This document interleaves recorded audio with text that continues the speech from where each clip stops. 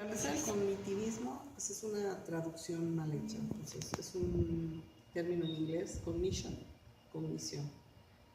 El término en español es cognoscitivismo, ¿sí?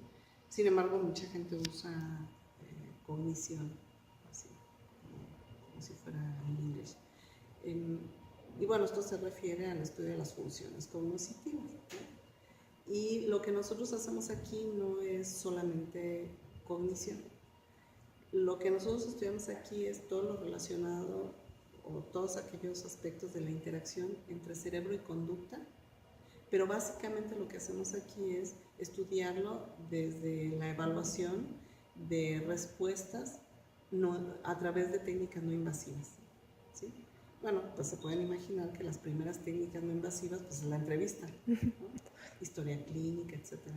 Pero también evaluamos otro tipo de respuestas que requieren el uso de equipo. Por ejemplo, evaluamos respuestas fisiológicas como la frecuencia cardíaca, como la respiración, como la dilatación pupilar, y evaluamos la conducta. Pero la conducta a través particularmente de algunas estrategias, por ejemplo, las expresiones faciales o lo que las personas ven de una imagen o de un estímulo determinado. Entonces eso es lo que nosotros evaluamos. ¿Qué relación tiene esto con la cognición? Pues parte de los procesos cognitivos es la atención. Entonces nosotros podemos interpretar de algunas de estas variables que nosotros evaluamos, podemos interpretar si la persona tiene problemas para atender o no. La capacidad de planeación, para eso necesitamos estímulos adecuados, una tarea donde nosotros podemos poner en evidencia la capacidad de planeación de la persona. La capacidad para memorizar, también necesitamos un estímulo para saber que la persona está memorizando, ¿no? Por ejemplo, una secuencia de números y luego le preguntamos, o una secuencia de imágenes. La capacidad para usar el lenguaje, por ejemplo. Entonces una persona puede usar el lenguaje de una manera o de otra manera, más complicada, menos complicada, cuántas palabras utiliza, cómo las organiza, si es capaz de comprender una tarea, una instrucción o no, etc. La percepción que tiene la persona, si percibe bien, por ejemplo, la organización espacial a través de la visión, y otras funciones que son un poco más complejas, como, bueno, así las entendemos nosotros, como por ejemplo la capacidad para controlar y autorregular su propia conducta, que son como las funciones ejecutivas, que es la capacidad incluso para hacer un juicio de valor acerca de una situación. Una cosa es que yo pueda percibir una situación e incluso analizarla racionalmente, pero otra cosa es que yo pueda hacer un juicio de valor sobre eso. Esto estuvo bien, esto estuvo mal, etc. Entonces, en la cognición se estudian todos estos procesos, ¿sí? Se estudian todos estos procesos. Todos estos procesos, igual que todo el funcionamiento de nuestro organismo, dependen del sistema nervioso. Entonces, nosotros estudiamos estos procesos desde el funcionamiento del sistema nervioso. Hay personas que los usan nada más desde la respuesta que da el individuo. Por ejemplo, las personas que se dedican a la educación, psicólogos educativos o educadores, licenciados en educación, pedagogos, con frecuencia algunos de ellos estudian estas funciones, la memoria, el aprendizaje, la percepción, la pueden estudiar, pero no se meten más allá, es decir, no analizan con qué función o qué estructura del sistema nervioso se relaciona, y no está mal siempre y cuando no olviden que atrás de esas funciones está el cerebro. ¿Sí? Es como si nosotros estudiáramos el ejercicio, pero no consideráramos que atrás del ejercicio está también el sistema nervioso. Entonces lo pueden solamente considerar o meterse más a fondo en el estudio de la interacción, que es lo que hacemos nosotros, y entonces esto se le llama neurocognición, ¿sí? Pero no podemos hablar de neurocognición si no sabemos cómo funciona el sistema nervioso, ¿de acuerdo? Entonces, si nada más estamos estudiando la cognición, solo le llamamos cognición, procesos cognitivos. Si le queremos agregar el prefijo neuro, entonces estamos obligados hablar del funcionamiento del sistema nervioso durante estos procesos, en una situación normal o patológica. ¿Sí? ¿Qué hacemos nosotros aquí? Pues los estudiamos a través de cierto equipo. Solo el equipo que tenemos se puede estudiar desde muchos otros como estudios, por ejemplo, con tomografías, con resonancias magnéticas. Nosotros no tenemos ese equipo, no lo hacemos. También se pueden meter electrodos dentro del cerebro y estudiarlo así. No lo hacemos, nada invasivo. ¿Sí? Entonces, eso es lo que hacemos aquí. También no solamente estudiamos procesos cognitivos, estudiamos otros procesos, no solo los cognitivos, ¿no? Por ejemplo, podríamos estudiar la visión, que aunque es parte de la sensación, o sea, del ingreso de información, la visión per se, o sea, el estímulo visual no es un proceso cognitivo, pero la percepción visual sí.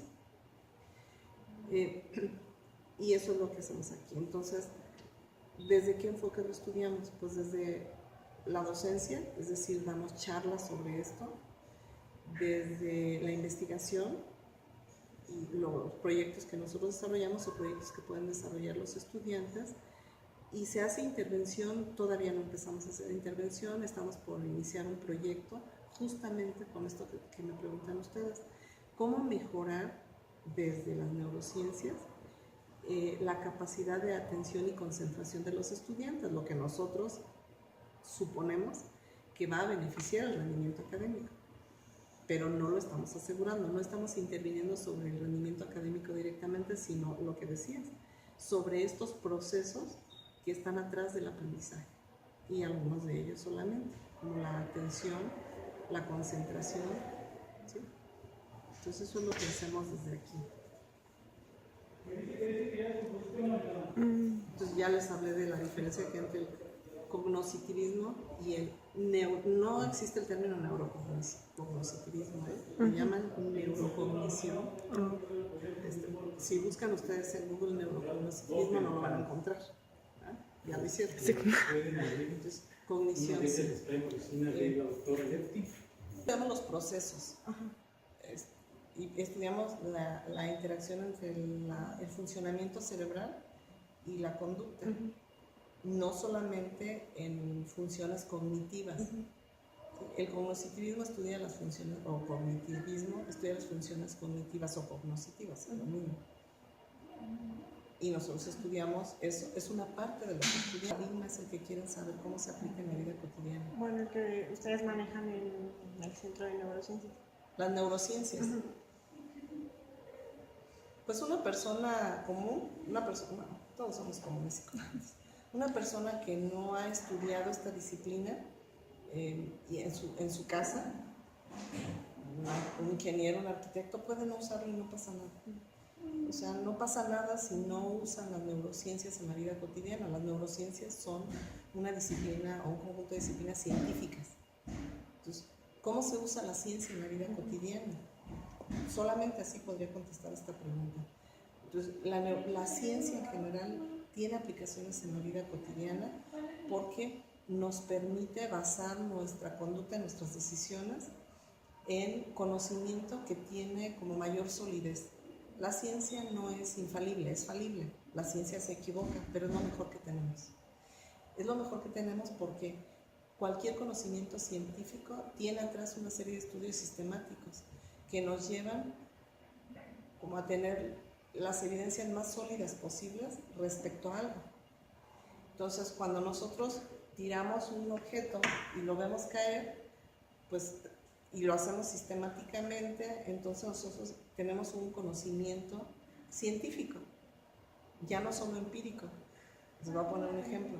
Si yo voy en la calle caminando y veo que viene un chico con rastas, con una gorra tejida, con ropa sucia, que se ve sucia, ¿qué pensarían de ese chico? Pues, generalmente mi conocimiento empírico, porque yo conocí a alguien así y ese cuate era un ratero, yo pienso que este es un ratero. Es un conocimiento empírico. Bueno, ¿cómo nos ayuda el conocimiento científico? A lo mejor con el conocimiento científico, voy a poner un ejemplo ficticio, se ha estudiado cuál es la forma de vestir de las personas jóvenes que son delincuentes.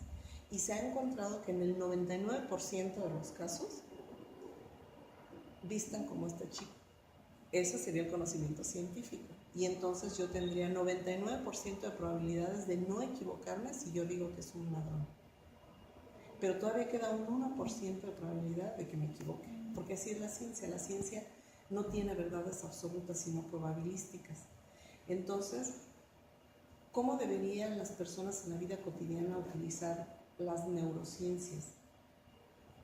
Pues tomando los conocimientos que han sido resultado de estudios científicos para tomar sus decisiones. Por ejemplo, en el aula.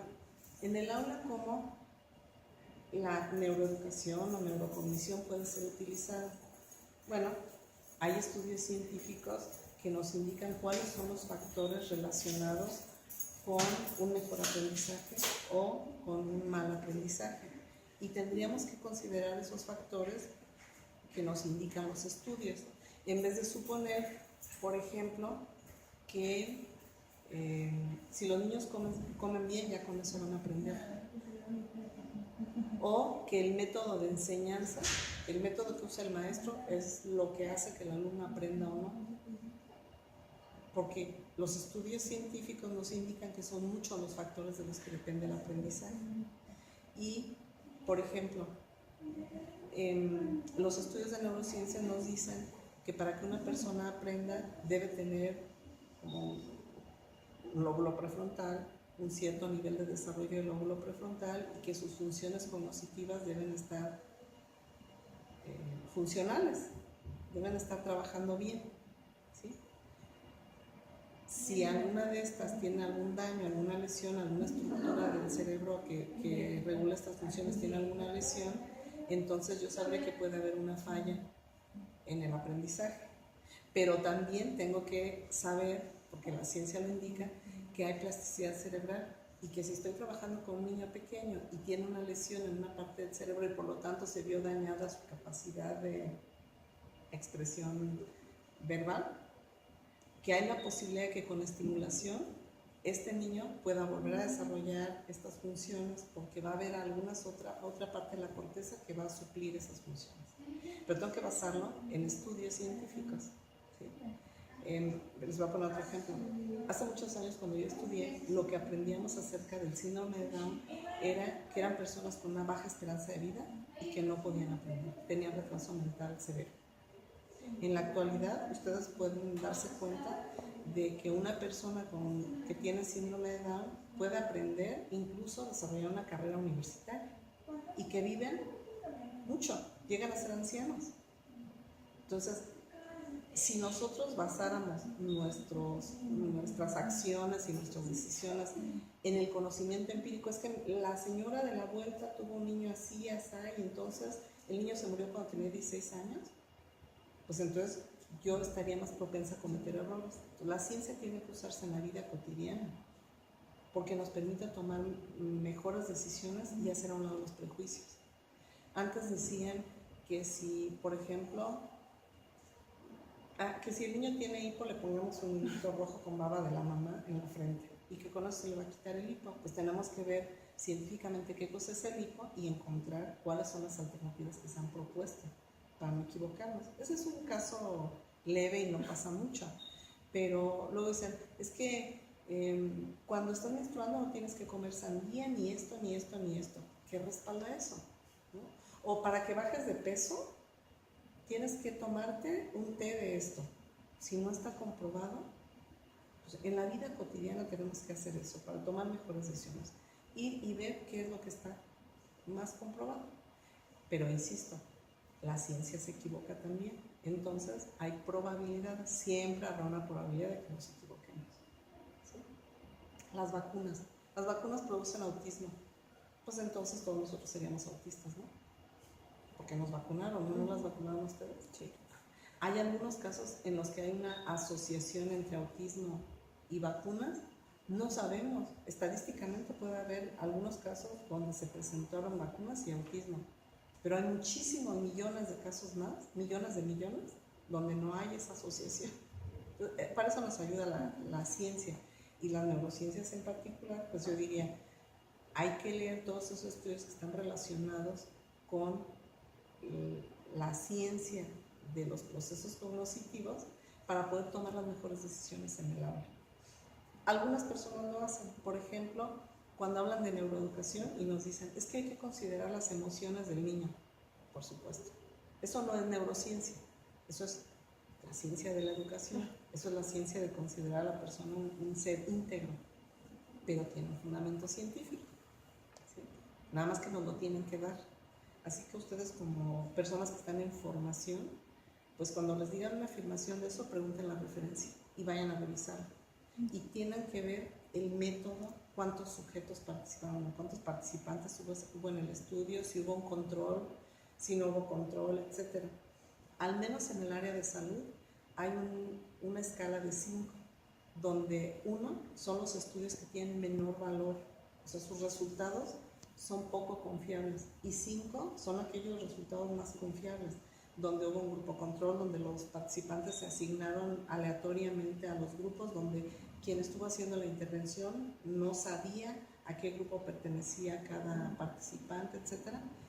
Y cuando hay réplicas de ese estudio, esos casos son los que mejor, son más confiables. Aún así, puede haber un margencito de error. Entonces, para eso sirve la ciencia. La ciencia hay que usarla en la vida cotidiana. La ciencia guardada o solamente publicada no sirve. Tiene que publicarse, pero esa publicación tiene que ser leída. Tiene que ser presentada en congresos donde haya discusión. Tiene que ser replicable. Eso no se nos debe olvidar. La ciencia tiene que ser replicable. Si yo hago un estudio con 10 chicos de la Universidad de La Salle y funciona, no quiere decir que funciona para todos, quiere decir que funciona para 10 chicos de la Universidad de La Salle. ¿Sí? Así se usa la neurociencia en la vida cotidiana y la ciencia de la cognición también. Entonces, usted diría que en sí no es que la ciencia, bueno, sí se utiliza en la vida cotidiana, pero el ser humano lo hace de manera ya consciente cuando sabe lo que implica tal estudio de las neurociencias. Sí, así debería ser, y esa es función nuestra también, hacer divulgación de la ciencia, es decir, hacer que la ciencia, ir a llevarla a todos lados en un lenguaje digerible. Y eso se puede hacer con niños chiquititos y con viejitos, con todas las personas se puede hacer eso, con personas que fueron a la escuela y con personas que no saben ni leer ni escribir. Esa es nuestra responsabilidad hacerlo, y de ustedes también como profesionistas. Todos los profesionistas tienen la obligación de solamente actuar con base en evidencias científicas. Por ejemplo, si a mí me dicen que el que mi niño que no aprende coma ajo lo va a hacer que aprenda mejor, yo con mi hijo lo podría hacer. Tengo una responsabilidad legal porque soy su tutora, soy la responsable legal de él, y si algo sale mal, yo voy a ser la responsable, pero en el aula no lo puedo hacer, porque no hay ninguna evidencia científica de que comer ajo mejore el aprendizaje. Con ustedes, con lo que ustedes vayan a trabajar, solamente base científica, porque ustedes van a tener una licencia profesional, y es una licencia, o sea, es ley, la ley las obliga. Entonces ahí solamente van a poder utilizar aquello para lo que tengan evidencias científicas de que funciona. ¿Por qué? Porque tienen que arriesgar lo menos posible la integridad del otro. ¿Sí? Entonces, es una obligación que todos usemos la ciencia, todos los profesionistas. Las personas generalmente no lo usan, y más que su responsabilidad, que también tienen parte de responsabilidad, es la responsabilidad de nosotros, los profesionistas, que tendríamos que decirles. Entonces, trabajar con los padres de familia, trabajar con la señora de la tortilla, si oyen la tortillería, si oyen una vez que alguien está diciendo algo equivocado, sin correr el riesgo tampoco de que vayan a voltear y van a decir, ¿tú qué te metes? Pero decirle, mire, sobre eso que usted está hablando, fíjese que yo leí esto. O sea, educar a la gente es una obligación ética de todos los profesionistas, todos los que hemos tenido el privilegio de una educación superior, igual de las neurociencias. Hay áreas disciplinarias donde las neurociencias se usan de manera muy superficial, es decir, de manera muy irresponsable.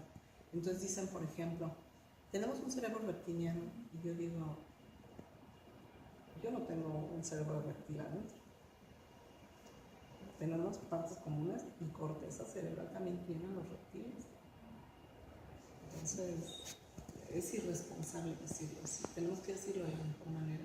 Hace poco oí a alguien que decía que las personas que tienen un cierto síndrome, un síndrome genético, decían, no se forman sinapsis. Y yo le decía, ¿y la persona de la que me hablas está viva? Sí, sí hay sinapsis. Es que no, ahí yo he leído. ¿Dónde leíste? O sea, muchos sitios web que son irresponsables en este sentido. Yo les llamo charlatanería, ¿no? Porque dicen cosas sin una evidencia. Y entonces sería la responsabilidad de ustedes respecto a las neurocosas y su trabajo profesional. Hacer digerible este conocimiento científico para toda la gente, pero también usarlo ustedes en sus decisiones profesionales. Por neurocosas usted se refiere a todas aquellas que implican el neuromarketing, el neurodiseño, la neuroeconomía, todo lo que le antepongan el prefijo neuro, que ahora está de moda. Pues en este caso neuroeducación o neurocognición, ¿no? Sí. Bueno, la siguiente pregunta es, ¿qué relación tiene la inteligencia artificial con el neurocognitivismo? Pues la inteligencia artificial está basada en los estudios científicos del funcionamiento del cerebro. Entonces lo que tratan de hacer es de reproducir funciones cerebrales. Por supuesto que van logrando pedacitos, ¿no? Por ejemplo, han hecho robots con inteligencia artificial o computadoras que son capaces de aprender. Es decir, van tomando toda la información almacenada para generar nuevas respuestas. Toda esta área del desarrollo de sistemas computacionales está basado en el estudio del cerebro primero. Por ejemplo, son capaces de reproducir redes neuronales. Redes neuronales es la forma como se comunican las neuronas para que nosotros funcionemos. Las reproducen en computadoras. Sí, todo. La siguiente es, ¿en el ámbito científico considera que el cognitivismo llegue a ser explotado en su totalidad y se pueda desarrollar en el futuro con la tecnología? El cognitivismo está siendo estudiado fuertemente desde toda la mitad última del siglo pasado y estos años, especialmente en los últimos años, y con un enfoque un poco diferente a como se estudiaba antes, ¿no? Y casi inevitablemente el estudio de la cognición lleva al estudio del cerebro. ¿Sí? Ha sido explotado lo suficiente, ha sido estudiado lo suficiente, no hay nada que haya sido estudiado lo suficiente en el conocimiento, en el saber humano. En todo tenemos mucho por aprender, igual en esto. ¿Va a desarrollarse a futuro? Claro que sí, sí lo creo. ¿Por qué? Pues porque es un área de interés, porque a veces, tan solo porque la caché, ¿no? Porque creemos que hablar de cognición es hablar de inteligencia. Nos hemos inventado algunas cosas que nos dan así como mucha importancia, como esto, ¿no? Pero yo creo que se va a seguir estudiando fuertemente y creo que tienen mucho por desarrollar todavía. En relación con la tecnología, sí lo creo. Pues la pregunta anterior es la respuesta a esto. No solo la inteligencia emocional, sino se están diseñando robots que sean capaces de tomar decisiones, por ejemplo, complejas. Se están haciendo softwares para análisis de datos que predigan la conducta humana, de la humanidad, no a lo mejor de un individuo, pero de la humanidad. Entonces creo que hay mucho por hacer ahí y buena parte relacionado con la tecnología. ¿Qué importancia tiene el neurocognitivismo en el desarrollo académico de los alumnos? O sea, el cognitivismo, todo. O sea, si ustedes como personas que se van a dedicar al menos parcialmente a la educación no consideran que la cognición es un elemento indispensable sine qua non para el aprendizaje, o sea, si no hay cognición no hay aprendizaje, aprendizaje es cognición y cognición es aprendizaje y mucho más, no van a funcionar. Ahora, neurocognición, bueno, ahí podrían decir, y atrás de todo esto está el funcionamiento del sistema nervioso. Y lo podrían dejar ahí, pero no pueden dejar de considerar. Eso es un hecho. No hay cognición si no hay cerebro. La última pregunta creo que también ya la había contestado, es ¿qué beneficios aportan los estudios del Centro de Neurociencias en el aprendizaje y la vida universitaria? En el aprendizaje, solamente cuando vengan a aprender aquí o cuando nosotros vayamos con ustedes. O sea, el Centro de Neurociencias per se, no, pero sí es una de sus funciones, hacerlo. ¿Cómo? Pues uno, a través de la información que nosotros podamos transmitir y el entusiasmo por el estudio de las neurociencias.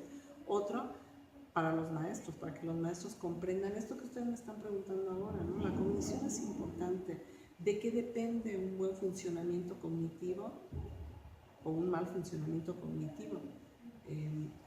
¿De qué? Relacionado con el cerebro, porque hay factores que no están relacionados directamente con el cerebro, por ejemplo, con el entorno sociocultural de un chico.